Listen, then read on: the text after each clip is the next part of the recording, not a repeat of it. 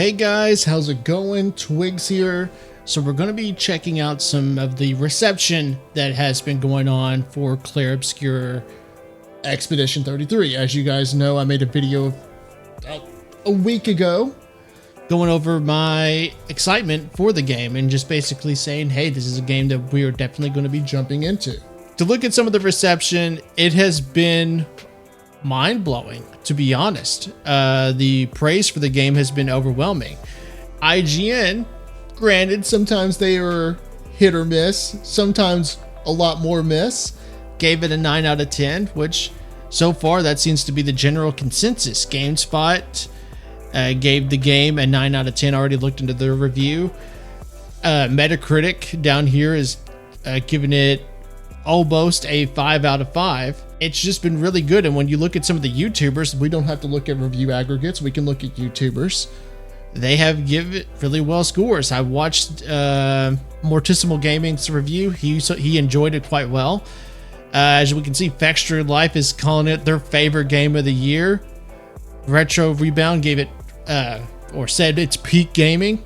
And a review that we are going to be watching from Luke Stevens, a reviewer that I definitely enjoy listening to and hearing his takes on things. He's calling it a masterpiece. And calling something, in my opinion, a masterpiece is some high praise. The last time I looked at a reviewer who called a game a masterpiece was Breath of the Wild. And Breath of the Wild, for its time, was a masterpiece. And Tears of the Kingdom, in my opinion, lived up to Breath of the Wild. So hearing Luke Stevens say one of the highest compliments, in my opinion, you can give a game, which is a masterpiece, is high praise. So with all that being said, after we have taken a look at some of the review aggregates and even YouTuber reviews, let's look into Luke Stevens' review of Clair Obscur Expedition 33.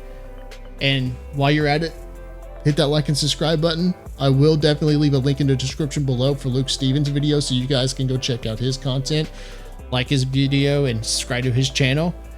And with all that being said, let's jump right into it. I'm just going to get straight to the point. Clair Obscur Expedition 33 is a masterpiece. It is a triumph. It is phenomenal. It's all I can think about. I love it dearly. And it is probably my frontrunner for Game of the Year at this point. I cannot say enough good things about this game. It is phenomenal. In case you're somehow not aware, this is the new game coming from Sandfall Interactive, a small team out of France made up of about 30 people. And this is their first game they've ever made. With all of its content, it's probably around 60 to 70 hours. And I am so impressed by it. It frankly makes it look like no other big AAA developer is even trying. Graphically, it is stunning. I didn't encounter a single bug in my 60 hours with the game so far. The writing is captivating with some of the coolest plot devices I can think of in recent memory. Even just the concept of this game is enthralling. And it has an amazing voice cast. Like seriously, they have world-class talent. They even got Andy Serkis. Literal Gollum is in this game, not just like a quick 5-minute cameo. Like he's integral to the whole thing. It is phenomenal. Like I really struggled to find anything I don't love here. It's crazy. There are a couple of little things I would recommend for them to add, but seriously, this game is tremendous, utterly tremendous. Over the course of this review, I'm going to explain how it works and why you should check it out, but I do want to say at the outset that this is a game that is very spoilable. All that means is that there are points in this game's main story where even a single screenshot could spoil an incredibly cool reveal or twist. And as a result, I highly encourage you to be extremely cautious when watching media relating to this game before you play it. And I also heavily encourage you to go and play the game yourself as soon as you can, because I can only imagine how frustrated I would be if I had had some of these things spoiled for me. Seriously, like don't even go into the comments of this review. Don't do any of that. Just play the game the second you get the chance to, which we'll be doing tomorrow. should be very, very easy because the game is included on Game Pass day one and they're only charging $50 for it. In fact, when I'm recording this, before the game even launches, they have it on sale for 10% off, meaning you can get it for $45. It is an absolute steal. It's a small indie developer team. I cannot recommend it enough. Go buy this and play it. Please, you will thank me. Having said that, let's get into some of the nitty-gritty details of why I love this game so much. Okay, so before we jump into that, and I'm trying to like wait to pause in between the chapters that he's got said down here, but yes, I am blown away by just the like when you watch the trailers for this game and all the segments that they have shown about this game and what this game has going on for when it comes to the gameplay, the story, the animations whenever they're doing when the characters are doing their dialogue. It's mind-blowing that this is technically an indie studio with just 30 people working on this game. Like, that is like it's I can't say it's unheard of because I have seen some crazy triumphs from small studios, but this is one of those crazy triumphs from just a small studio. And this is their first game. It's impressive. It's greatly impressive, and kind of like what Luke Stevens just said there. It's really showing how a studio is able to pull off this type of a triumph when these AAA studios who have the billions of dollars, all the manpower and resources in the world to be able to pull off, like you would expect, AAA games, and sometimes they just fumble the ball. And sometimes they don't just fumble the ball, they just completely don't even show up to the game to begin with. And so this is just incredibly impressive based on all these reviews we're seeing so far for the game that's coming out tomorrow, that this studio has seemingly pulled off an impressive feat. Let's continue.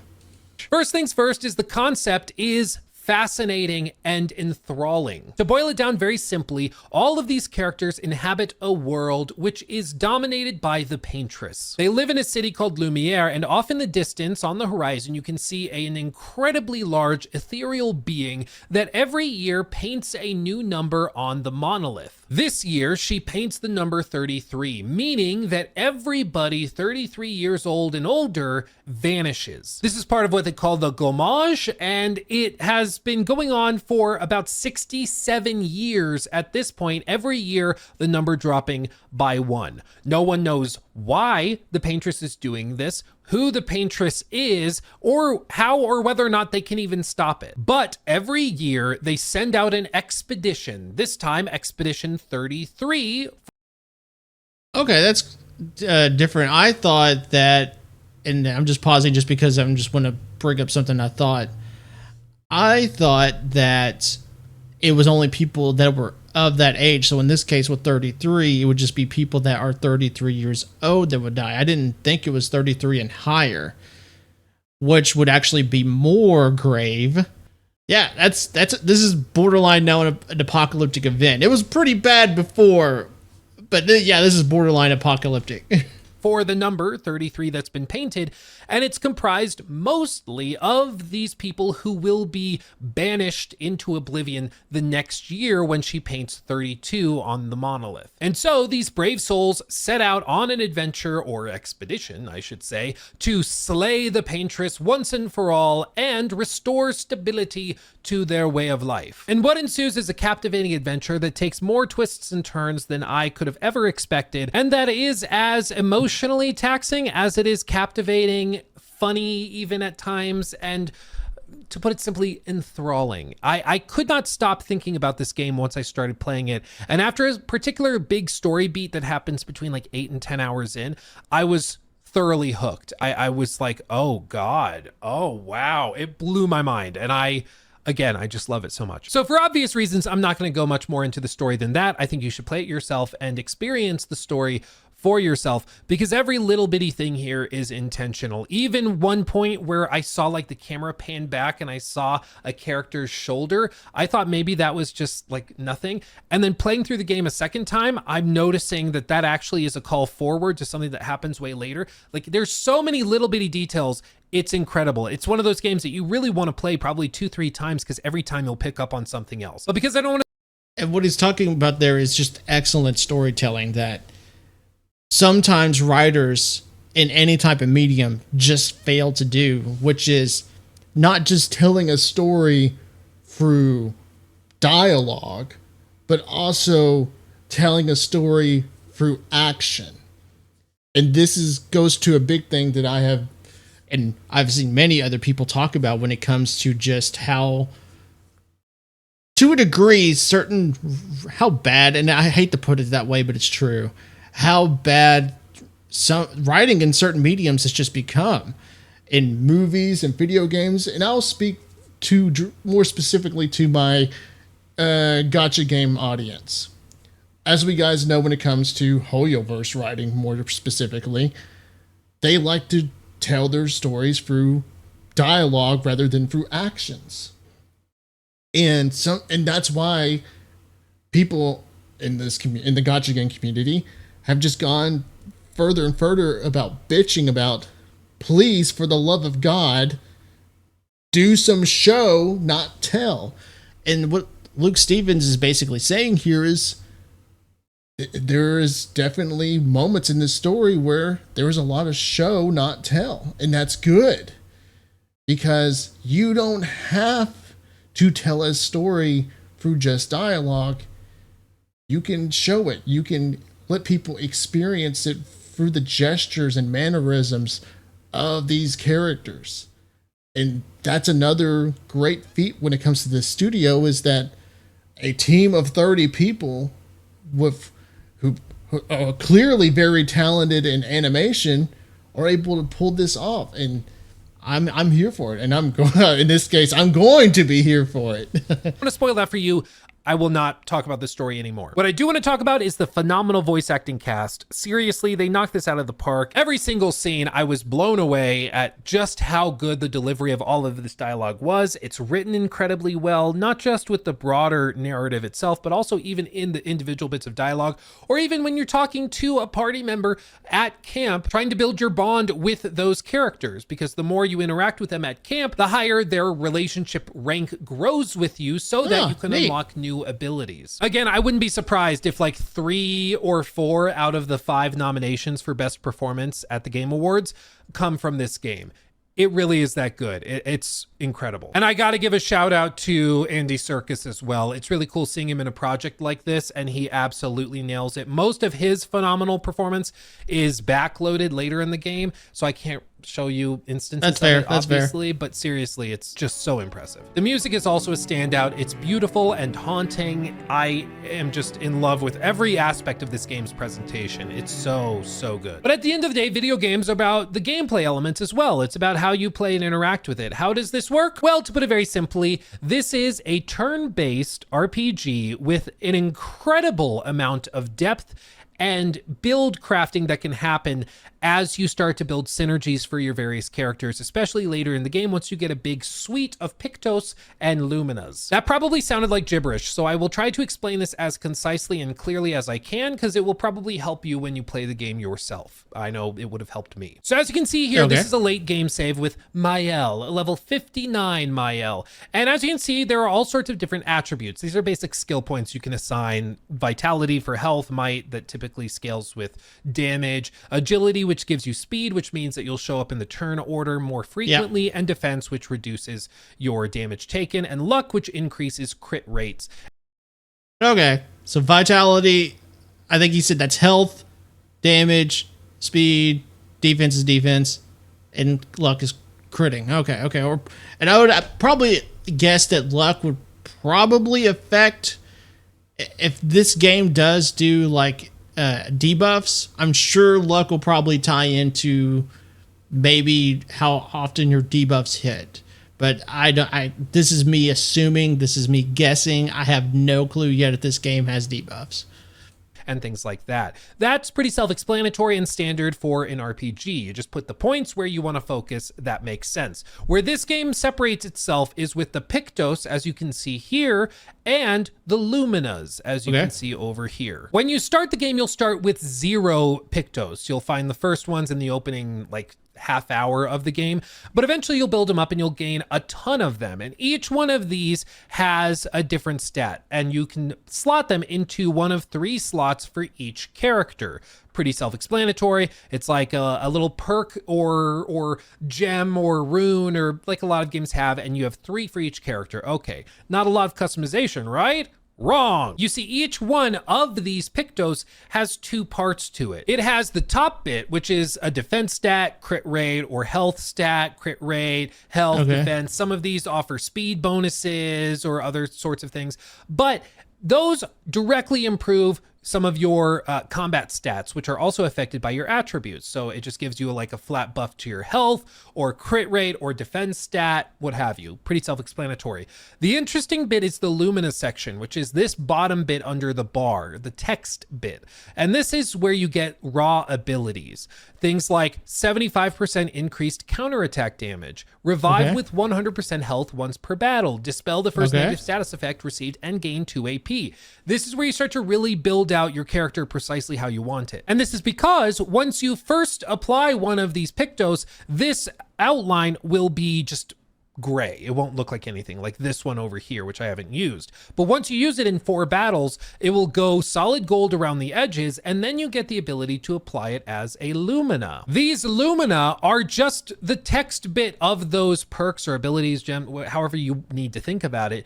But you can apply these with their own individual cost. So if I want to, for example, not take At Death's Door and maybe Burning Death, I can disable those, but then I can add one of these. So if I want to add Faster Than Strong, where I always play twice in a row but deal 50% less damage, I could add that. That would be really good for characters that are about building status effects, or like adding burns status to effects. different enemies, where like they don't need to deal a lot of damage, but they want to build status effects. That could be really useful for that character. I'm or sure if I don't Luck want ties that, I can into do that. Exposing Attack. Base attack applies defenseless for 1 turn, or Energizing Pain, where I'll gain an extra AP whenever I get hit, but I won't be able to parry anymore. So you can really start to build out your character how you like it. And as you can see with Mael, I've got a solid 96 points to apply for these Luminas. So I can build a very, very carefully crafted character by applying these skills and abilities where I want them. And it works incredibly well. Like, to put it in perspective, the game starts and you're dealing like 15, 20 damage per hit. I just had a battle in an optional side encounter where I got Mael to deal over 200,000 damage in a single turn, just because of how her abilities stacked with all these different perks and things that I was able to tie in together with the rest of the team working in tandem.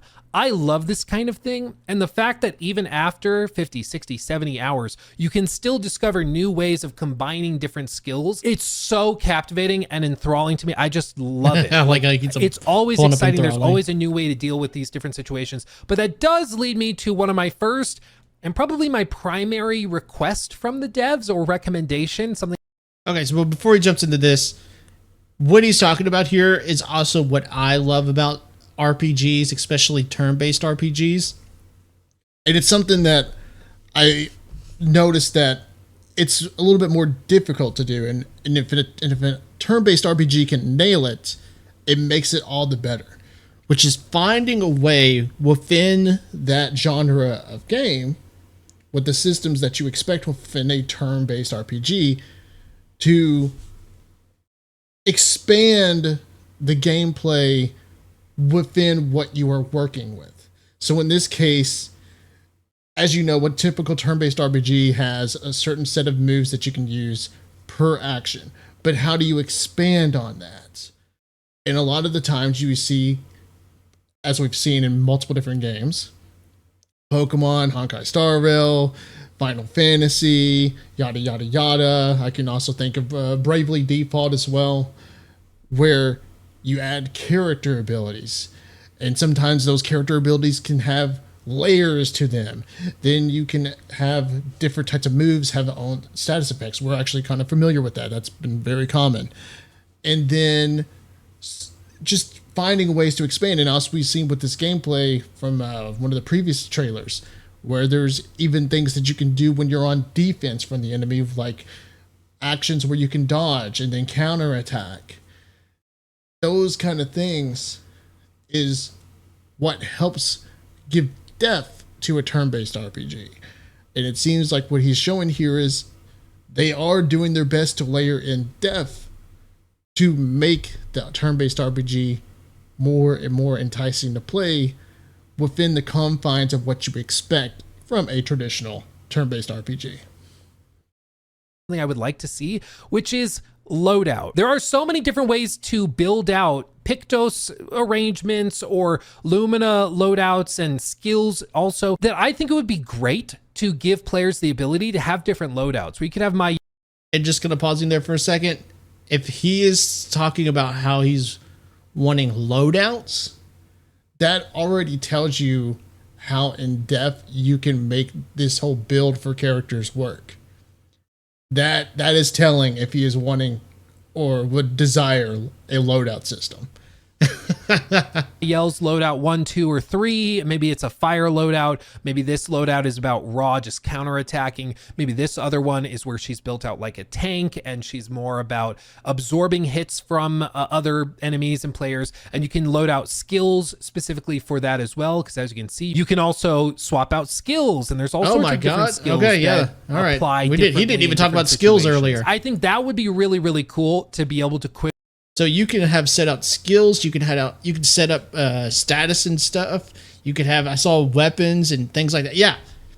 All right. Yeah, there's going to be a lot of depth in this game. Quickly swap between those loadouts. You can spend a lot of time. That was a lot of skills. That was a shitload of skills. You can even do like team synergies or team loadouts where you have 2, 3, 4 playable characters that you're arranging in particular ways for different situations, because certain bosses might be resistant to fire damage but weak to void damage, and so you swap to a different loadout for that. I think that would be really, really helpful, and I kind of hope that they add that either in a like free update or maybe in a sequel, which I hope they get to make, but that would be one of my primary recommendations. But the actual moment-to-moment gameplay within combat is pretty self-explanatory. Basically, you just go through using your different abilities or skills. However, they also integrate a real-time component as well, meaning when enemies attack, you have the opportunity to parry them or dodge, with dodge timings being more generous than parry timing. They officially recommend that you start by dodging enemy attacks until you learn their timings, at which point you can start parrying them, which gives you by default 1 AP that can then be spent on skills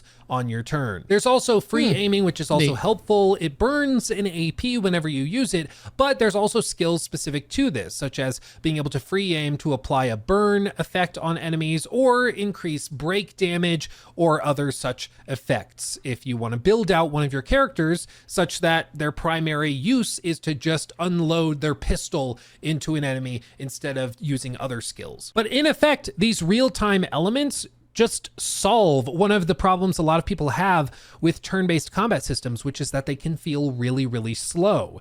In this case, it really doesn't. You know, you don't run into that situation like with a lot of turn-based games where you do your turn and you set the controller down and wait to see what the enemies do until it's your turn again. Now, you do your turn and you have to be on it, ready to parry all of these enemy attacks as they come in. It often feels with some of these boss fights like you're playing Sekiro again, with how precise the rhythm needs to be with some of these attacks. And you're incentivized to parry them, not just to avoid damage, but because it unlocks more powerful abilities for you and your character. At one point in the game, towards the end, I started building out my party specifically for counterattack damage, where I would deal increased counterattack damage, crits, and things against burning enemies.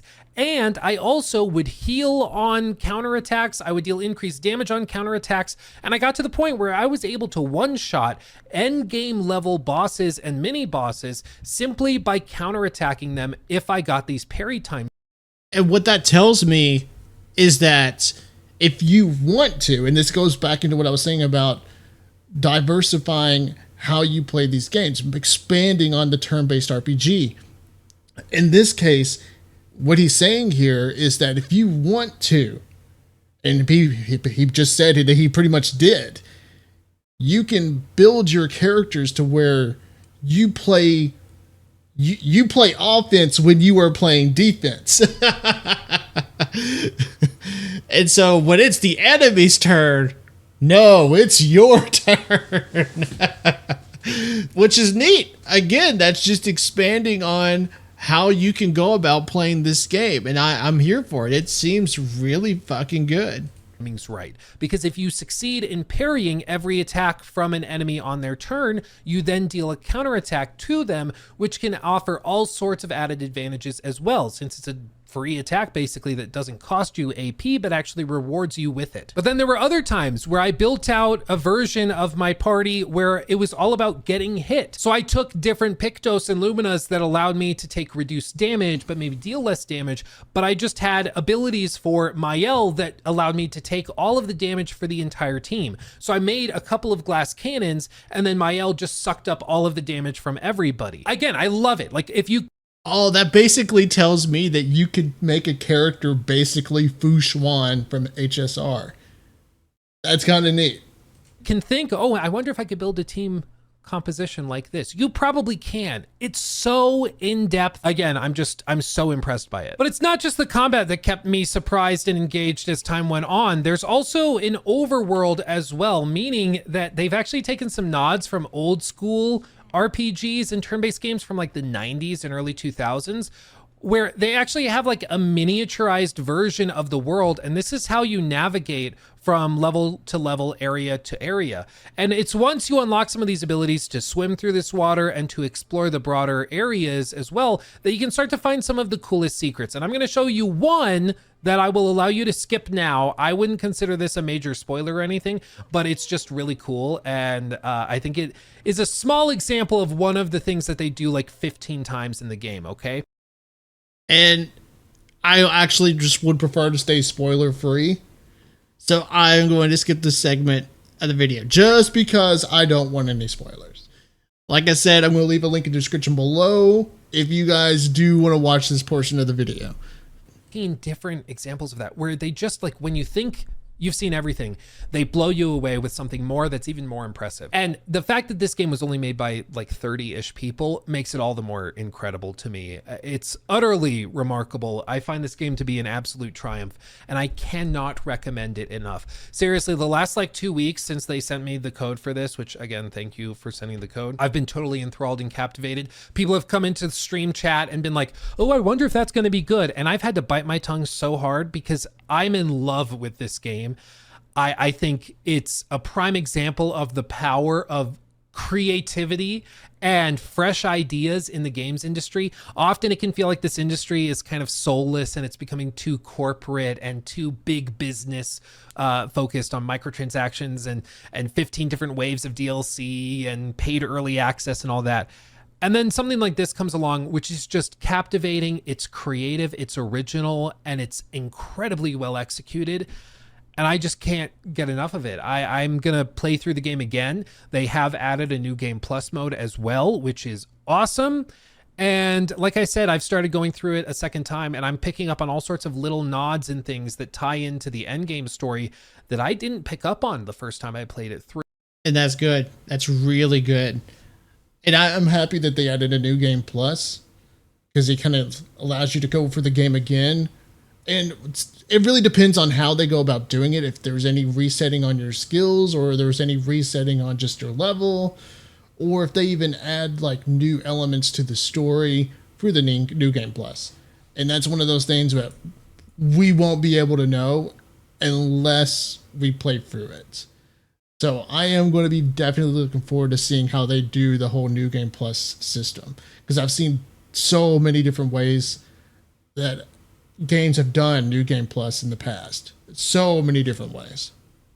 Through. And the idea that you could play through a like 60-hour RPG and still be finding new stuff, I just love that, and it's why I love these types of games. And frankly, the team over at Sandfall Interactive should be incredibly proud. This game is, I consider, to be a masterpiece, which is pretty remarkable for being a first-time outing. I love it dearly. I cannot wait for all of you to see it and to experience it yourself. And seriously, if you buy one game this year, let it be this game, because not only does the team deserve it, but I think it also will send a message to some of the big companies and the big players that it's not about budget. It's not about just sheer scope and scale and how many thousands of devs are working on something.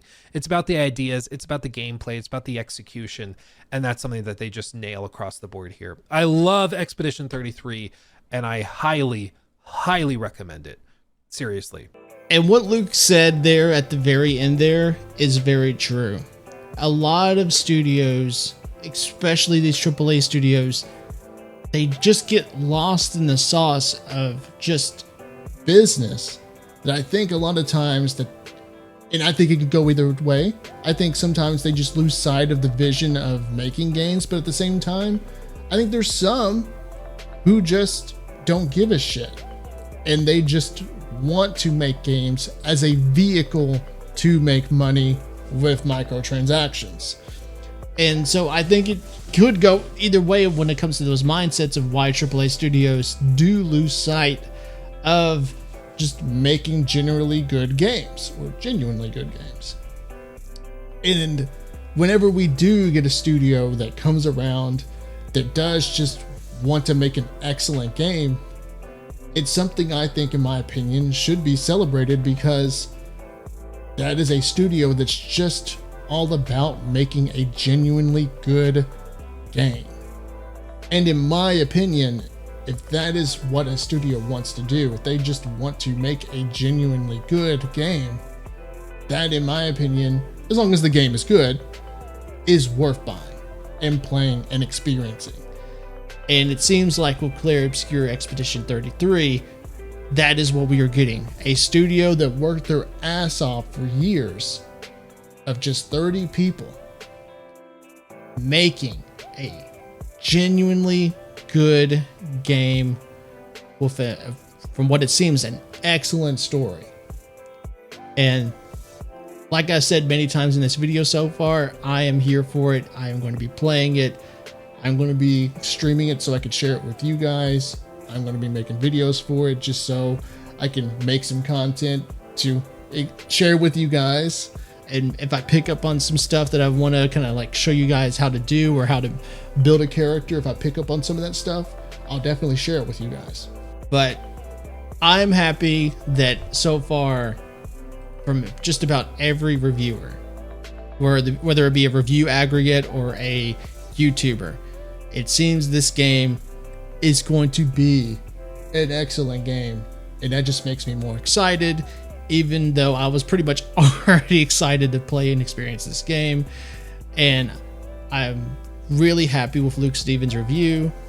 I can see why he thinks it's a masterpiece and why he believes it's a masterpiece, and why I'm hoping that I come out of this, when I finish this game, I'm hoping that I share the same sentiment as he does. So again, I'm going to leave a link in the description below for Luke Stevens' video.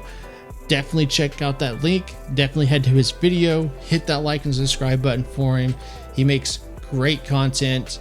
I enjoy his reviews. I enjoy his thoughts when it comes to looking at games, because he also comes from a perspective of also a business mindset. So he's not just playing these games and reviewing these games as a fan, but he also understands the business side of things too, which also helps Luke Stevens' perspective whenever he does do these reviews and these thoughts that he shares. So definitely check out his channel, and while you're at it, definitely hit that like and subscribe button for me. I greatly appreciate it. And with that being said, thank you guys for watching, and I'll catch you guys later.